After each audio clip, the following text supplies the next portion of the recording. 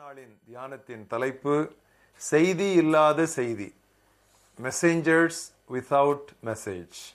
வாசிக்க வேண்டிய பகுதி மத்தேயு 7ஆம் அத்தியாயம் 21ஆம் வசனம் முதல் 29 வரை.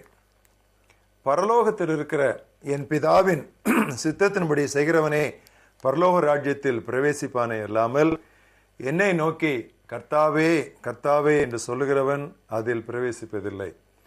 அந்நாளில் அநேகர் என்னை நோக்கி கர்த்தாவே கர்த்தாவே உமது நாமத்தினாலே தீர்க்க தரிசனம் உரைத்தோம் அல்லவா, உமது நாமத்தினாலே பிசாசுகளை துரைத்தினோம் அல்லவா, உமது நாமத்தினாலே அநேக அற்புதங்களை செய்தோம் அல்லவா என்பார்கள். அப்பொழுது நான் ஒரு காலம் உங்களை அறியவில்லை, அக்கிரம செய்கைக்காரரே என்னை விட்டு அகன்று போங்கள் என்று அவர்களுக்கு சொல்லுவேன். ஆகையால் நான் சொல்லிய இந்த வார்த்தைகளை கேட்டு இவைகளின்படி செய்கிறவன் எவனோ அவனை கன்மலையின் மேல் தன் வீட்டை கட்டின புத்தியுள்ள மனிதனுக்கு ஒப்பிடுவேன். பெருமழை சொரிந்து பெருவெள்ளம் வந்து காற்று அடித்து அந்த வீட்டின் மேல் மோதியும் அது விழவில்லை, ஏனென்றால் அது கன்மலையின் மேல் அஸ்திபாரம் போடப்பட்டிருந்தது. நான் சொல்லி இந்த வார்த்தைகளை கேட்டு இவைகளின்படி செய்யாதிருக்கிறவன் எவனோ அவன் தன் வீட்டை மணலின் மேல் கட்டின புத்தியில்லாத மனிதனுக்கு ஒப்பாயிருக்கிறான். பெருமழை சொரிந்து பெருவெள்ளம் வந்து காற்று அடித்து அந்த வீட்டின் மேல் மோதின போது அது விழுந்து முழுவதும் அழிந்தது என்றார்.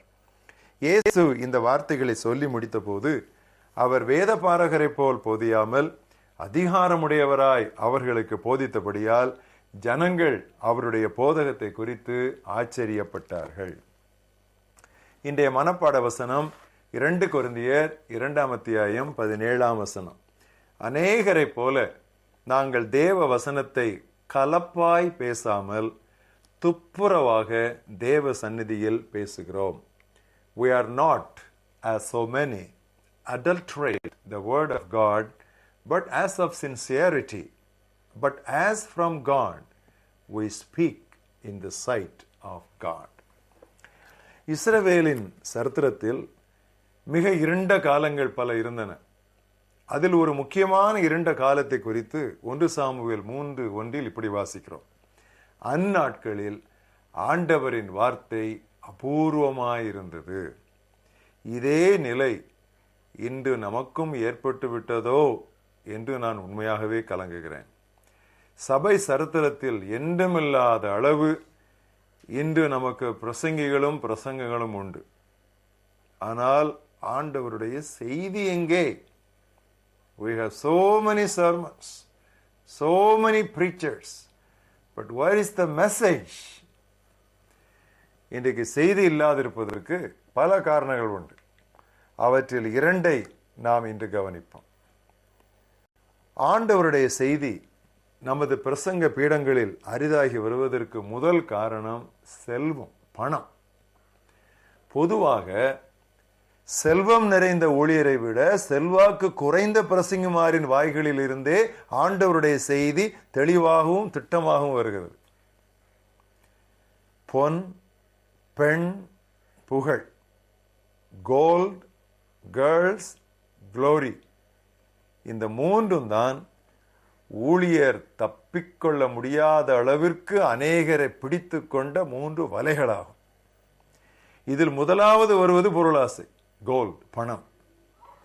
மக்களை வசப்படுத்தி அவர்களிடமிருந்து பணத்தை கறப்பது என்று வழக்கமாகிவிட்டது.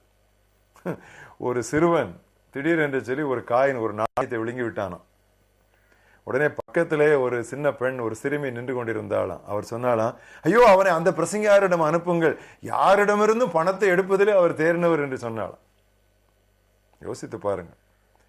பணக்காரரை குறித்த பயம் பிரசங்கிமாருக்கு இருக்கவே கூடாது என்று 16ஆம் நூற்றாண்டு வேத வியாக்கியானி மேத்யூ ஹென்றி மிக அழகாக எச்சரித்தார்.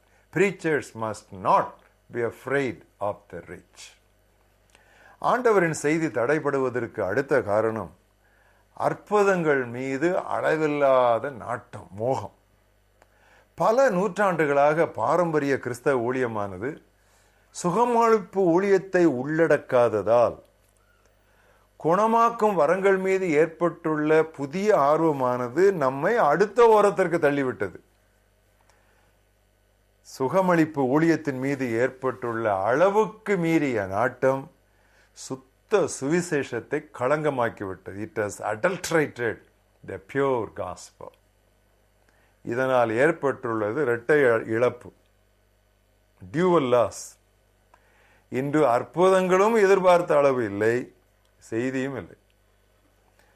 தமது ஊழியத்தில் ஆண்டவராகிய இயேசு பிணியாளிகளை குணமாக்குவதை வலியுறுத்தினார், உண்மைதான். ஆனால் முதலாவது நற்செய்தி அறிவிப்பு, அடுத்துதான் சுகமளிப்பு என்பதை நாம் கவனிக்க தவறக்கூடாது. ரட்சிக்கப்பட்டு ஆனால் சுகம் பெறாத ஒரு நோயாளி பரலோகம் போய்விடுவான். ஆனால் சுகம் பெற்றும் ரட்சிக்கப்படாத பாவி அங்கு போக முடியாது. A leper not healed can go to heaven, but a sinner not saved cannot go there. தனது கூட்டங்களில் பண்டிதர் பில்லி கிரஹாம் பிணியாளிகளுக்காக ஜெபிப்பதில்லை.